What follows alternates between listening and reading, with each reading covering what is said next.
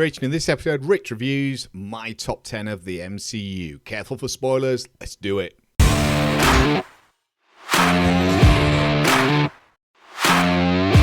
Welcome back to Rich Reviews, no nonsense movie chat from the UK. So the MCU has now had 14 years, 33 cinema release films and 12 TV shows on Disney Plus at the time of making this video, with the latest being The Marvels and Loki Season 2. So careful for spoilers because I'm covering things up to that point. Marvel could not have imagined just how successful their films were going to be when they first introduced us to Tony Stark in the original Iron Man way back now in 2008, and just how good their casting choices have been for our favourite comic book heroes on screen. Most have been great films with some absolutely standout mentions and then a few poorer examples along the way. But I say poorer lightly. It's obvious that some just don't compare to others by a long stretch, but as a comic book film, even the ones labelled as poor, they're still generally pretty good films in many ways. Just some much more so than the others. And this is kind of now how Marvel's becoming a victim of its own success, though in that the bar has been set so high with some of these films that each new release now, all eyes focus on it that it needs to be nothing more than some ultra epic magnificent wonder. Otherwise, it's kind of mocked as being generally poor, which is a bit of a shame. The collection of films and shows on trial here are, for better or worse, generally a magnificent set of viewing regardless. I've got gripes about some, yeah, but I still went to see them opening night in IMAX regardless of any early bad reviews and sat with many people of my age who likely also read the same kind of reviews up to it. And why is that? Well, the view for many fans is that these films are seen as if they're just one single film split into multiple chapters or parts, and as such, The Marvels, for example, was part 33. Was it a great chapter? Not really, no. But the one before it was excellent, and the one after may also be excellent. It's just part of the wider picture of the MCU, and that's how I view it, and I think a lot of people do as well. The MCU, it's a term that's used frequently now, but just to remind us all, that means the Marvel Cinematic Universe, and as we know, all connects together very tightly, forming this kind of huge single story, just like a book with its many chapters. But let's kick off this with the views of my 10 best entries in the MCU. So number 10 on our list, we have the truly superb Spider-Man Far From Home. This is the second Spider-Man film in the official MCU, and for me, the introduction of Mysterio allows for some excellent effects and imagination throughout. The story focuses on Peter Parker feeling the after effects of the Thanos snap and the loss of his mentor Tony Stark. But then a new figure, Mysterio, comes onto the scene and Peter finds some quick connection with him as he is this kind of wholesome hero, played brilliantly by Jake Gyllenhaal. We see our cast hop around Europe on a school vacation with most of the original cast members returning and providing great energy and really good comedy that just works for me. It also has strong focus on the relationship growth between Peter and MJ, which is a joy to watch as they fumble as teenagers, trying their best to be cool, and the transition from friends to kind of falling in love is realistic and sincere. It's not the sort of thing I'd usually go for, but I really liked it in this film. Some scenes, including the illusion parts with Mysterio, are just magnificent visually. They're really creative, and the way they tie in older MCU films was a complete surprise and joy to me. The fight scenes on here as well. One of them at the time in the cinema, I said to myself, man, they've really done this. And meaning by that is that it just looked like the comics on screen as Mysterio kind of flew around fighting Spider-Man. I absolutely loved it. The double cliffhanger scene too towards the end was one of the best Marvel had put out, with the absolute surprise to all of J. Jonah Jameson reprising his role and then reporting on the identity of Spider-Man to the world. It was an amazing entry, and this is why it sits in my top 10.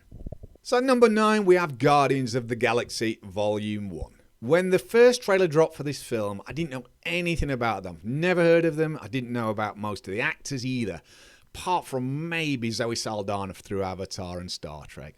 So I wasn't sure about it, and it all looked less superhero than it could possibly be. You know, nothing like anything before it.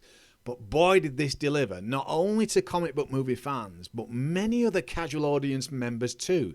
This is kind of the one film where many fans said, I took my wife to watch this film and she loved it. The cast is truly superb, from Chris Pratt as Peter Quill to Bradley Cooper as a fully CGI Rocket Raccoon. A talking graphics raccoon which is never questioned for a moment when watching by anyone. Everyone shines throughout, and each having their own clear moments and roles in the film, together with exceptionally well-timed comedy, as well as some truly emotional scenes, such as the We Are Groot sacrifice. It immediately made them top fan favourites in the MCU, and at the time, the thought of all these potentially interacting with our more popular heroes down the line was so exciting to imagine. You couldn't kind of visualise how that would be, but that was really exciting. It's a perfect entry origin story film, and that's why this is easily in my top 10 at number 9. So number 8 is the Disney Plus TV show WandaVision, the first of the Marvel TV shows, and the early trailers for this gave something that people just could not get their head around, as it was showing us some really strange 1960s sitcom-style canned laughter TV show with forced acting and a kind of slapstick comedy. I had no idea what to expect watching this, did not dream for a moment just how good it would actually be.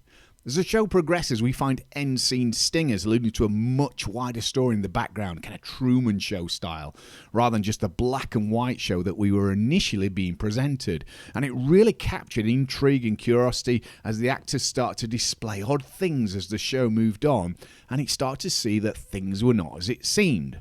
As the show did move on, it transitioned into colour and then into widescreen with different intros, meaning different decades. And then things really changed when you start to see just what it was all about. It's a truly superb series with some magnificent writing to weave all this together and acted beautifully by all. It's funny and light, but it does get really dark, even harrowing at times as we progress, and it certainly is a must for Disney Plus subscribers. It must have attracted loads of new ones. WandaVision saw the creation of the Scarlet Witch as we know her now, and it paved the way for her character arc as someone who's just empty and lost with longing for her sons. This one easily sits in my top 10, and it's great fun to rewatch for a second time.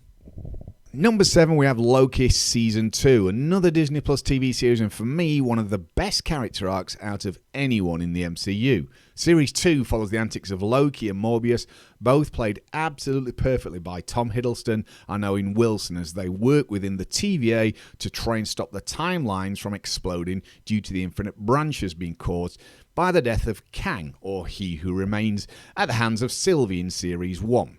We have the introduction of the variant Victor Timely again, played by Jonathan Majors, another Kang variant, and the newcomer O.B., played by Ke Huy Quan, who you might remember as Data in The Goonies or Short Round from Indiana Jones The Temple of Doom. And O.B.'s a fantastic actor. He delivers his lines in such a way in this series that every scene that he's talking, I just smile at his comedy and enthusiasm, how it kind of shines through. He's absolutely fantastic. Revisiting He Who Remains towards the end of the show as well really start to show the acting ability of Jonathan Majors. But it's Tom Hiddleston as Loki that really puts in such a mind-blowing performance as the God of Mischief, who's burdened, as usual, with glorious purpose. His arc from the semi-evil but kind of clumsy villain trying desperately to rule in some shape or form comes full circle by the end, and he takes his place, burdened with glorious purpose, to rule as the keeper of time, all in an effort to save loved ones and his friends. It's a complete reversal on what he thought he was kind of destined to do, being some kind of evil ruler, to actually being a really lovable character with solid feelings. It's a magnificent arc. It's totally believable with incredible emotion displayed by Tom Hiddleston in the last couple of episodes.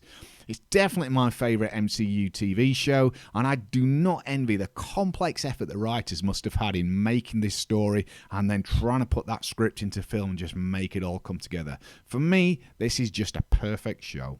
At number 6, and this is possibly one of my first controversial ones, but I absolutely love it, we have ShangChi and the Legend of the Ten Rings. When this was announced prior to any trailer, it did not excite me at all. Not like a comic book superhero style title would have done, like an Iron Man or a Captain America or Thor.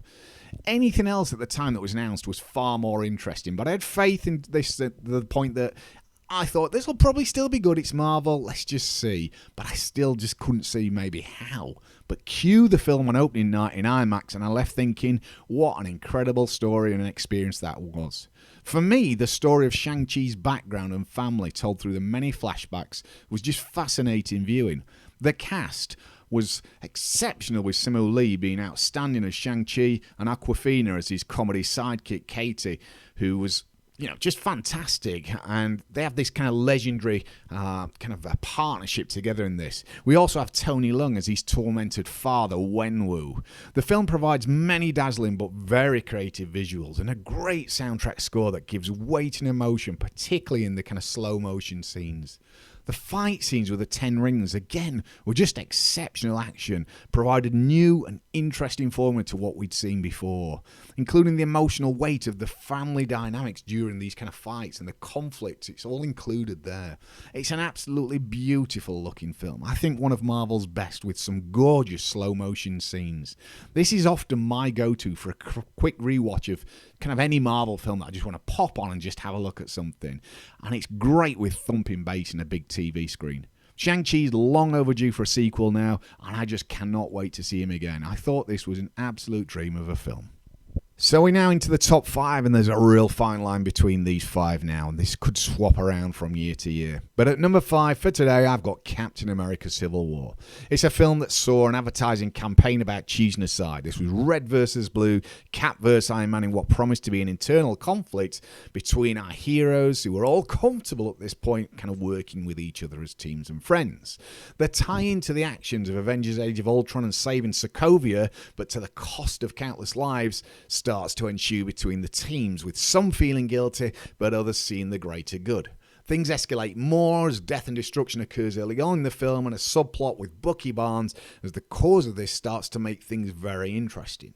Seeing our heroes fighting at the airport at the time was probably, up to then, one of the best on-screen battles that we'd ever seen. It gave us also an introduction to actually the official MCU SpiderMan finally, and Black Panther 2. This battle was seen as the kind of the end to the film from the trailers and in early discussions, but we didn't really know that there was something coming after this, and it stretches far beyond that battle as we find out that Zemo provides evidence to Stark that Bucky killed his parents, and thus cue the exceptionally emotional climactic scene between Tony, Steve and Bucky. It's an absolutely stellar film, very serious, gets rid of all the comedy, and very story-driven with no faff or rubbish anywhere. It really drives forward the characters and was quite a shocker to watch as it goes to some dark places. When I get asked what's my favourite ever Marvel film, Civil War pretty much always just drops straight into my head at first, as thinking maybe Civil War, I'm not sure. But when I watch these films, either at a midnight screening or an opening night, and always in IMAX 3D, the experience I had with the next 4 just and only just start to beat this one to the post. So for me, this film sits at number 5. So at number 4, we have Guardians of the Galaxy Volume 3. The last film in the kind of current Guardians that we know of. And a kick-ass trailer promising just that, with a sinking feeling that this really is the end of our team. And for some, maybe even death. Prior to this, Guardians had shown up in 2 solo movies and many MCU films scattered around, so the bond with the ever-lovable character roster was so strong to many fans that there was a huge amount of emotional weight and a sense of dread going into this film as well. With the exception of Adam Warlock, who's introduced, and by all accounts, I don't think he's a great character and fairly pointless to the story too. It's really the story of how Rocket came to be, and was easily one of the most intriguing and emotional storylines of any MCU film. The amount of feelings and sadness I felt watching a CGI raccoon and his CGI animal friends was unbelievable. You never question it for a minute. We have Layla, Floor, Teef, and Rocket himself absolutely blinding the audience with feelings as we see their early lives and cruelty unfold, to a point that you feel so sad for Rocket, and it just enhances the kind of mountain of dread as the film moves along, that he might not be going to make it, due to his kind of gung-ho feeling of just having enough of life, running to battle, being battered down for years, and promoting that one last timeline to his fellow Guardians as they run into yet another battle. The film features a great villain with the High Evolutionary and a perfect story that brings full closure to everyone, with each having their own arcs and endings told in a profound manner. The relationship struggle between Peter and Gamora is gut-wrenching, as you wish for her to just see Peter in the old way that we've all seen. We've seen it, Peter's seen it, but she hasn't, because it's this different, older version of Gamora, and it's heartbreaking to watch. It's a perfect end to the best team of heroes in the MCU, and though things will continue by the looks of it with a different bunch of Guardians and Star-Lord returning too, things will never be quite the same again, and we knew that walking out of the cinema after this one. I had to fight back some tears watching this, which is really rare for me in films, and that was mostly due to CGI talking animals. Who knew that a sarcastic raccoon could be so meaningful? This film sits strongly in my top 5 at number 4. At number 3, we have Avengers Infinity War, the film of films, the king of promises, with trailers leading up to this, building excitement of us nearing the end of this long-running Infinity Stones plotline and bringing Thanos onto the screen together with loads of other MCU characters that we've all bonded with prior. For solid fans of the series, this was an incredibly anticipated film before its release, and once it was upon us, we witnessed a near-perfect story and some of the best effects works and acting to date, particularly with Thanos as well. The way Josh Brolin acts this character was mesmerising, and some of the CGI work and close-ups is just outstanding. Yeah, there's issues such as the scene we see with the forging of Thor's axe Stormbreaker with the actor Peter Dinklage as Atiri, but overall this film was just pretty much perfect. The introduction of Cap stretching out and catching that staff in the shadow, the entrance of Thor on Wakanda, the battles between Thanos and anyone else with such effort but yet failing over and over again was just top tier viewing. We have a huge cataclysmic proposal from Thanos of such magnitudes, yet you kind of see his point too, in that order to save humanity, half must go, and the example of his homeworld Titan and the destruction was just proof of this.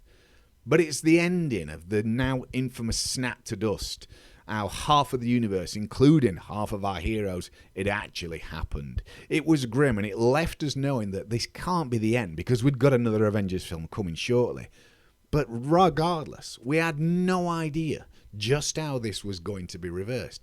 And so the audience walked out, very somber music playing as the credits rolled. It was different to any other kind of film. I watched this at midnight and it was an absolutely amazing experience, and one I won't forget. Infinity War sits firmly in my top 3 and likely always will.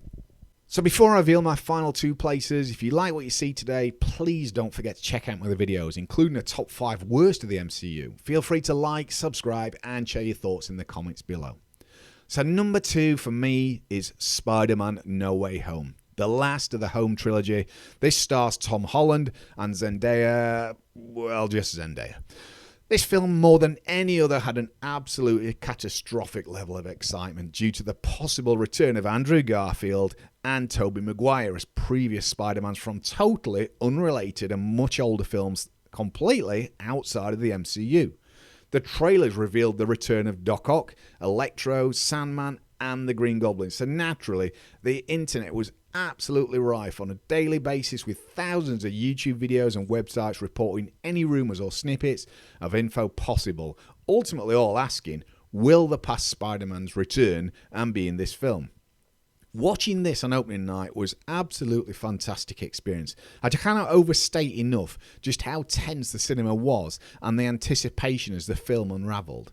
My audience actually cheered and wooed in the UK, which is very rare, as the original heroes did eventually make their way onto the screen, and not just for a cameo, but for maybe near a good third of the film as well.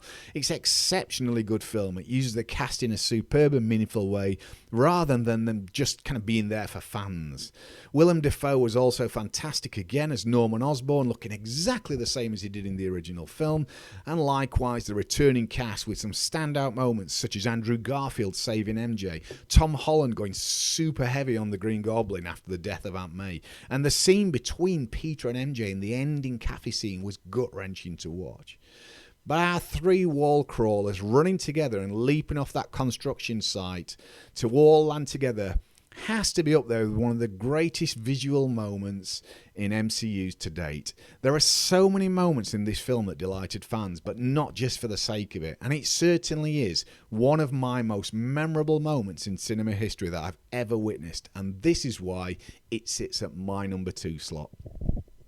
And finally, we get to our number 1, and this has to go to Avengers Endgame, the follow-up to the totally stellar Infinity War, and although carrying similar anticipation to that of No Way Home, this one just beats it out by a hair's width, as it was the culmination of the entire Infinity Saga and all the films before it, and would begin with little to no hope for our heroes going in. We had absolutely no idea how they were going to sort this out.